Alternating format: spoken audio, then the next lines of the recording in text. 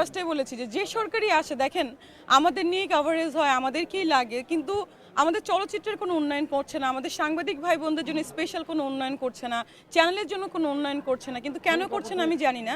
আমি সবার পক্ষ থেকে এটাই বলতে চাই যে সব মানে লাইক আমাদের যারা শিল্পী আছেন সে যে দলেরই থাকুক, আমাদের যে চলচ্চিত্র আছে, আমাদের যে মিডিয়া চলচ্চিত্র যাকে বলে, এটাকে উন্নয়ন করা উচিত। যে মানে সে যে সরকারই হোক। দেখেন আমি এটাও বলে গেছি যে আমাদের বলতে পারেন যে মুসলিম কান্ট্রি হিসেবে তো এটা জায়েজ না। দেখেন ইরাক, ইরান বা মুসলিম যে কান্ট্রিগুলো আছে, স্বয়ং আরব আমিরাটসও, তারপরে যেসব কান্ট্রি আছে সব দেশেই কিন্তু একটা সিনেমার কালচার আছে। সো আপনারা ওই কালচারটাকে মেনটেন করে সিনেমাকে মেনটেন করেন, কিন্তু আমাদের দেশে কিন্তু সেটা হচ্ছে না।